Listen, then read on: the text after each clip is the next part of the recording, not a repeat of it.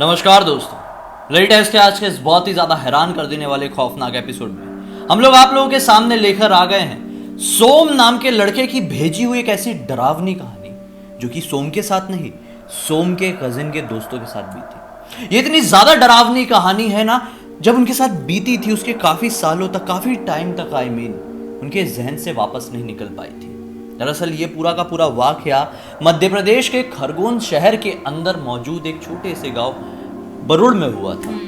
ये जगह का नाम मैं भी खुद पहली बार सुन रहा हूँ, लेकिन ये किस्सा सचमुच में इतना ज्यादा डरावना है कि कोई फर्क नहीं पड़ता कि ये कहाँ बीता था, कहाँ नहीं। क्या हुआ था उस रात, क्या था वो कांड, ये पूरा आप लोगों को जी अपनी जुबानी बताएंगे। ये जो हेमन नाम का लड़का है, ये और इसके दो दोस्त और जो वरुड़ के रहने वाले हैं, ये लोग पीतमपुर में काम करते थे, जो इनके गांव से 135 किलोमीटर का दूर पे है। तो इन लोगों की जॉब की छुट्टियां चल रही थी, तो ये लोग अपने गांव में आए हुए थे, बहुत एंजॉय कर रहे थे। उसके बाद इनका भी टाइम आया वापस से पीतमपुर जाने के लिए जॉब पे। तो ये लोग सोचते हैं कि हम रात में निकलेंगे तो ज़्यादा बेटर रहेगा। बाइक से निकल रहे थे ये लोग, सोचते हैं कि रात में निकल जाएंगे, 9 साढ़े 9:15 तक निकलेंगे तो रात में पहुंच जाएंगे 2-3 बजे तक, क्योंकि वहाँ से 3-4-5 घंटे का रास्ता था उनके गांव से। तो सोचते हैं कि आराम से निकल जाएंगे और रात की ट्रेवलिंग सही रहेगी, फिर सुबह से अपना जॉब वॉब अपना काम स्टार्ट कर देंगे। तो ऐसा ही ये लोग करते हैं, एक बाइक लेते हैं और ये तीनों दोस्त निकल जाते हैं पीतमपुर जाने के लिए। रास्ते में तो अच्छा से इनका रास्ता सब कुछ कटता है, बहुत अच्छे से एंजॉय करते हुए जा रहे होते हैं। लेकिन रास्ते में जाते जाते एक राहुल नाम का लड़का था जो हेमन का दोस्त था, उसको ना वॉशरूम आता है। तो वो बोलता है कि भाई गाड़ी रोको, मैं वॉशरूम कर लेता हूँ। रात का टाइम था, रात के आई थिंक 12-1 बज गए होंगे, क्योंकि निकले हुए इनको बहुत टाइम हो गया था। तो ये सोचता है कि बहुत दूर का ट्रैवलिंग अभी भी बचा हुआ है, उतने टाइम पे कंट्रोल नहीं होगा, तो ये काम करो तुम लोग, बाइक रोको और मैं यहाँ पे साइड में रुक के वॉशरूम कर लेता हूँ। तो वो वैसा ही करता है, वॉशरूम कर लेता है। उसके बाद ये लोग वापस से निकल जाते हैं प्रीतमपुर के लिए। और ये लोग जब प्रीतमपुर पहुँचते हैं तो उसके बाद सोते हैं थोड़े टाइम तक, 2-3 घंटे सोते हैं। उसके बाद 9 बजे अपने जॉब के लिए निकल जाते हैं। बाकी इनकी ज़िंदगी में सब कुछ बहुत अच्छे चल रहा था, रोज़ मस्त जॉब पे जाते थे, घर पे आते थे, खाना बनाते थे, खाते थे, सो जाते थे। लेकिन 10-15 दिन बाद इनकी ज़िंदगी बिल्कुल बदल सी गई। आखिर हुआ क्या, मैं आप लोग बताती हूँ। जो राहुल नाम का लड़का था जो वॉशरूम करने के लिए उतरा था वहाँ पे, उसके साथ अजीबोगरीब एक्टिविटी होना चालू हो गई। जैसे कि वो बिना मतलब चिड़चिड़ापन कर रहा है, बिना मतलब अपने दोस्तों को गाली दे रहा है, पागलपंती कर रहा है, कभी भी रात में कितने बजे भी उठ के बाहर घूमने लगता है रोड पे। मतलब वो ना हिल सा गया था। ये लोग समझ नहीं पा रहे थे कि ऐसा बिहेव क्यों कर रहा है। और रात में कभी भी सोया रहता तो उठ के चिल्ला के उठ जाता था, पता नहीं सपने में क्या क्या गंदा गंदा बोलता था, बहुत चिल्लाता था, रोता था सपने में। तो वो अपने परिवार के साथ नहीं रहता था, दोस्तों के साथ नहीं, दोस्तों के साथ अच्छा, वहाँ पे प्रीतमपुर में रहते थे, बैचलर्स रहते थे। हाँ। तो ये लोग को समझ में नहीं आता कि आखिर ऐसा बिहेव क्यों कर रहा है। ये सब बिहेव करते हुए 5-6 दिन और बीत जाते हैं। ये लोग सोचते हैं कि एक काम करते हैं, अपन इसके घर छोड़ के आ जाते हैं। शायद इसकी तबीयत ठीक नहीं लग रही है, कुछ प्रॉब्लम हो गई होगी इसको, तो घर पे थोड़ा टाइम स्पेंड करेगा घर वालों के साथ तो शायद नॉर्मल हो जाए। उसके बाद वापस से इसको बुला लेंगे अपने पास। तो ये लोग ठीक ऐसा ही करते हैं, उसको भेज देते हैं अपने घर। लेकिन अपने घर जाने के बाद भी उसका जो सिलसिला था ये सब हरकतें करने का, वो बंद नहीं होता है, और ज्यादा भयानक हो जाता है। क्योंकि अगर उसके अंदर कुछ नेगेटिव था ना, वो दिनों दिन बढ़ते जाता है, ऐसा होता है, कम नहीं होता है अपने आप। अब तो इतना ज्यादा भयानक हो गया था कि वो रात में कभी भी सोया रहता था, उठता था, अचानक से अपने बाल उखाड़ने लगता, अपने हाथ काट के खाने लगता था। कितना खून निकाल दिया था, अपने हाथ सब नोच दिया था, उसके सिर के बाल तक उखाड़ गिरा दिया था उसने। अरे मेरा भी एक दोस्त था, मैं नाम नहीं लूंगा उसका, उसको भी बचपन में कुछ ऐसी प्रॉब्लम हुई थी, वो अपने बाल उखाड़ के खाता था, लिटरली बाल खाता था। उसकी मम्मी को पता नहीं चल रहा था उसके बाल गायब हो रहे थे, तो टेंशन में आ रही थी। तो एक दिन उठ के देखी वो अपने बाल उखाड़ के खा रहा है। तो सेम इसके साथ भी ऐसा ही होता था। रात में चिल्लाने लगता था, अपने माँ बाप के ऊपर हाथ उठाने लगा था, उनको गंदी गंदी गालियां देने लगा था। कुछ भी सामान उसके हाथ में मिलेगा फेंक के मारता था अपने माँ बाप को। सब लोग बिल्कुल परेशान हो गए थे, उनको कुछ भी समझ में नहीं आ रहा था कि आखिर ऐसा क्यों रिएक्ट कर रहा है, पागल तो नहीं हो गया हमारा बेटा। उनके दिमाग में ये भी एक आता है कि ऐसी हरकत क्यों कर रहा है, खुद को इतना हार्म क्यों कर रहा है। ये सब तो चलो ठीक था, ये सब करता था। उसके बाद से वो रात में पता नहीं क्यों 1-2 बजे निकल जाता घूमने के लिए रोड पे।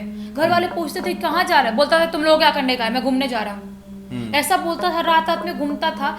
इसका सिलसिला घूमने का रात में चालू था, ये सब हरकतें कर ही रहा था। एक दिन क्या होता है कि रात में निकलता है घूमने के लिए 11-12 बजे करीब, लेकिन वो घर पे नहीं आता है। घर पे नहीं आता, सब लोग टेंशन में आ जाते हैं कि कहाँ है, घर पे क्यों नहीं आया। आधे घंटे में आ जाता था, कुछ तो प्रॉब्लम हो गई है। एक्चुअली वो पहले निकल गया था, 11-12 बजे तक आ जाता था। तो ये लोग समझ नहीं पाते, बहुत ढूंढते हैं, पूरे गांव में ढूंढते हैं, कहीं पर भी इसका पता नहीं मिलता है कहाँ पे है ये। तो फाइनली ये लोग जाके आखिरकार इसके जो दोस्त लोग वहाँ पे, हेमंत और उसका एक और दोस्त था प्रीतमपुर में, उनको कॉल करते हैं कि क्या तुम्हारे पास तो नहीं गया है वो, क्योंकि वो मिल नहीं रहा है हम लोग कहीं पर, और पता नहीं क्या हो गया है। इनको समझ में नहीं आ रहा था बिल्कुल भी कहाँ चला गया आखिर हमारा लड़का, जैसा भी है हमारा लड़का है वो। तो जब इनके पास फोन करते हैं हेमंत लोगों के पास, तो ये लोग बोलते हैं नहीं आंटी अंकल हमारे पास तो नहीं आया है वो। इनके पास कैसे जा सकता था, क्योंकि इनके जो गांव से जाने का वहाँ पे रास्ता है, वहाँ पे कोई भी बस या गाड़ी रात में नहीं चलती है। रात के टाइम में जिस टाइम पे वो बात कर रहे थे वो टाइम पे नहीं चलती है कोई भी गाड़ी, बस कुछ भी। तो वो लोग बोलते हैं नहीं अभी तो कोई साधन भी नहीं और हमारे पास नहीं आया है, अभी तक नहीं आया तो अब नहीं आ पाएगा वो, क्योंकि कोई भी साधन नहीं है। तो उसके बाद घर वाले ढूंढ ही रहे हैं, ये सब सिलसिला चल ही रहा है। रात में 1:30 बजे करीब जो हेमंत लोग जो रूम पे रहते थे वहाँ पे प्रीतमपुर में, वहाँ पे इनके घर का बेल बजता है 1:30 बजे करीब। ये लोग टेंशन में आ जाते हैं कि क्या है, कौन इतने रात में आ गया, कौन बेल बजा रहा है। जब जाके दरवाजा खोलते हैं तो ये लोग देखते हैं कि राहुल बाहर खड़ा है। ये लोग बिल्कुल शॉक्ड कि कोई भी साधन नहीं है, आखिर आया तो आया कैसे और कहाँ से आया। रात के टाइम में कोई साधन नहीं। वो पूछते हैं उससे कि भाई तो आया कैसे, तो कुछ नहीं बोलता है। तो उसको पकड़ के ले जाते हैं, पानी वानी पिलाते हैं, खाना वानी खिलाते हैं। खाना भी बहुत अजीब तरह से खा रहा था, दोनों हाथ से खाना खाने लगा था, एकदम हड़बड़ा गया था, जैसे कि उसके अंदर पता नहीं क्या हो गया है, एकदम पागल हो गया था। तो पूछते हैं बाद में, तो जाकर बताता है कि खड़ूस तरीके से बोलता है कि पैदल आया। तो वो लोग सोचते हैं कि इतनी जल्दी वो पैदल कैसे आ गए, 135 किलोमीटर दूरी तय करके उस गांव से, इतनी जल्दी कैसे आए। लोग बिल्कुल शॉक्ड थे। उसके बाद कुछ नहीं बोलते जो भी हो, जैसा भी आया हो, हमको नहीं पता, एक काम करते इसको सुला देते हैं। ये लोग उसको सुला देते हैं और सोने के बाद सब कुछ नॉर्मल था, ये लोग भी सो जाते हैं। जब सुबह उठ के देखते हैं तो राहुल इनके घर पे था ही नहीं, सो ही नहीं रहा था। ये लोग एकदम टेंशन में आ जाते हैं, कहाँ चले गए, कि कहाँ चला गया, रात में तो आया था। उसके घर पे फोन करते हैं कि अंकल आंटी आपके पास गया है क्या राहुल। वो लोग बोलते नहीं हमारे पास तो नहीं गया है, तुम लोगों ने तो बताया था कि तुम लोगों के पास आया है फोन करके। तो फिर आखिर कहाँ गया। घर वाले टेंशन में आते हैं, ये लोग भी टेंशन में आते हैं, पूरा ढूंढते हैं पूरे एरिया में, वहाँ पे कहीं नहीं मिलता है। मतलब करना क्या चाह रहा था ये समझ में कुछ भी कोई नहीं समझ पा रहा था, कहीं पर भी नहीं मिलता है। ये लोग 3 दिन तक ढूंढते हैं उसको, 3 दिन तक वो कहीं नहीं मिलता। ये दोस्त लोग भी ढूंढ रहे हैं, घर वाले भी ढूंढ रहे हैं, यहाँ तक कि गांव के बहुत लोग भी ढूंढ रहे हैं, लेकिन वो कहीं नहीं मिल रहा है। उसके बाद फोन भी उसके पास कुछ था नहीं, 2018 की बात है, फोन कुछ लेके नहीं गया था वो। तो 3 दिन बाद इनके अपने ही घर पे अपने माँ बाप के पास आता है वो। उसकी हालत बहुत खराब थी, उसके कपड़े पूरे फट चुके थे, एकदम मरीली हालत में हो गया था, उसकी आंखें पूरी काली पड़ चुकी थी, ऐसा लग रहा था कि उसको किसी ने चूस दिया है पूरा, ऐसी उसकी हालत हो गई थी, इतनी गंदी हालत। उसके डैड को और मॉम को लगता है कि नहीं ये नॉर्मल चीज नहीं है, कुछ गड़बड़ है, कुछ तो गड़बड़ है। ये पागल भी रहता तो ऐसा रिएक्ट नहीं करता, खुद को कोई खाता नहीं है ऐसा पागल वाला, या ऐसी हरकत कर रहा है, एक काम करते इसको कहीं दिखाते हैं। तो ये लोग उनके गांव के पास में ही एक बाबा बैठते थे जो बहुत फेमस बाबा थे, उनके पास लेके जाते हैं, बाबा को दिखाते हैं। तो बाबा झाड़ फूक करते हैं, एक ताबीज देते हैं। वो ताबीज लेने के बाद वो 5-6 दिन तक ठीक था, उसके साथ कुछ भी प्रॉब्लम नहीं हुई, बिल्कुल ठीक हो गया। इनको लगा चलो खुश हो गए कि हमारा बेटा तो ठीक हो गया है, अब तो इसको कुछ भी नहीं होने वाला। लेकिन 5-6 दिन बाद वापस से उसकी हरकतें वैसी ही चालू हो जाती हैं। इनको समझ में नहीं आता कि बाबा ने देखा तो था, आखिर वापस से क्यों हो रहा है ऐसा। तो ये लोग फिर से उसको पकड़ के, एक तो जा नहीं रहा था वो, उसको जबरदस्ती पकड़ के बांध के हाथ पैर उसको उठा के बाबा के पास ले गए। तो बाबा ने इस बार बहुत ही ज़्यादा झाड़ फूक किया, अलग तरीके से झाड़ फूक किया। झाड़ फूक करने के बाद उन्होंने उगलवाना चाहा कि उसके अंदर जो शैतान है उगले, बताए कि आखिर चाहता क्या है वो, इसकी बॉडी क्यों नहीं छोड़ रहा है। तो बाबा ने जब उगलवाया तो पता चला कि जो शैतान उसके अंदर है वो विशाल नाम के लड़के की शैतान है, जो उसको कब पकड़ा था। उसने बताया कि जब ये लोग बाइक से जा रहे थे, मैं आराम से अपनी जगह पे बैठा हुआ था साइड पे, वहाँ पे आके उसने वॉशरूम कर दिया मेरे ऊपर। अच्छा। उसने वॉशरूम क्यों किया? एक तो मैं इतने टाइम से तड़प रहा हूँ, अपने घर वालों से नहीं मिल पा रहा हूँ, और उसने मेरे ऊपर वॉशरूम किया। मैं इसको छोड़ूंगा नहीं, इसको मार डालूंगा, इसको जिंदा किसी भी हालत में नहीं छोड़ूंगा। तो बाबा ने पूछा क्यों ऐसा करना चाहते हो, तुम तो प्रेत योनि में हो, ऐसा मत करो, तुमको क्या चाहिए बताओ। ऐसा मांग बोलते ना भूतों प्रेतों से, क्या चाहिए तुमको बताओ। तो बाबा को बताता है वो लड़का कि मेरा नाम विशाल है, मैं उज्जैन का रहने वाला हूँ। जब मैं उज्जैन से यहाँ पे घूमने के लिए आया था इस जगह पे, तो वहाँ पे मैं सेल्फी ले रहा था, और सेल्फी लेते ही लेते पता नहीं कैसे मैं खाई में गिर गया, और खाई में गिरने की वजह से मेरी मौत हो गई। और आज तक मेरी डेड बॉडी किसी को नहीं मिली है, ना ही मेरे घर वालों को, ना ही पुलिस को, किसी को नहीं मिली है। मैं बहुत ज़्यादा तड़प रहा हूँ, बहुत भटक रहा हूँ, मैं अपने घर वालों से मिलना चाहता हूँ। शैतान ने ऐसा बताया, जो विशाल नाम का जो शैतान था उसके अंदर।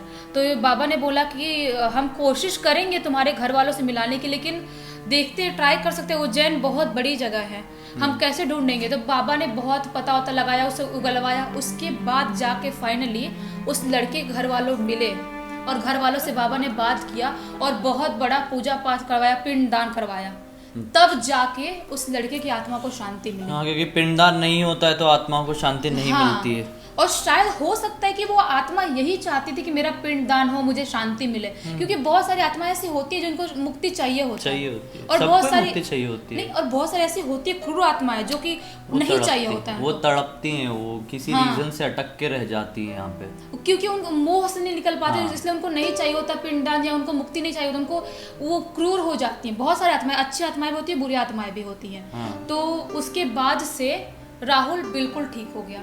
उसके बाद से अभी तक 2018 से लेकर अभी तक उसके साथ ऐसा कुछ भी नहीं हुआ, बिल्कुल अच्छा है, हेल्दी है, उसकी अच्छी लाइफस्टाइल जी रहा है अभी। बाप रे, लेकिन स्कैरी था ये किस्सा बहुत ज्यादा।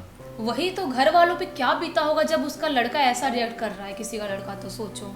सचमुच में ऐसी कहानियां सुनो ना तो मतलब अचानक से दिल जो है ना थोड़ा सहम सा जाता है, इसलिए मैं भी थोड़ा शांत हो गया था। खैर, उम्मीद करता हूँ कि जिस तरह से ये कहानी ने मुझे अंदर से डरा दिया, आप लोगों को भी डराया होगा। अगर आप लोगों को ये वीडियो पसंद आया तो लाइक जरूर कर देना, चैनल को सब्सक्राइब करके बेल आइकन दबा के ऑल के ऑप्शन में क्लिक करना, क्योंकि इस तरह के हैरान कर देने वाले खौफनाक वीडियोस आप लोगों के सामने रेगुलरली लेके आते रहते हैं। इनका लिंक इस वीडियो के डिस्क्रिप्शन बॉक्स में जाए, क्लिक करके डायरेक्टली वहां पर पहुंच जाएगा, और अपनी जिंदगी से जुड़ी हुई कोई भी कहानी, जरूरी नहीं है वो हॉरर ही हो, कुछ भी कहानी आप हमें लिख भेज सकते हैं। हो सकता है अगला वीडियो हम लोग आप लोगों की कहानी के साथ ही बना रहे हो। चलिए कल फिर से मिलते हैं, तब तक के लिए बहुत बहुत धन्यवाद। आपका दिन शुभ हो।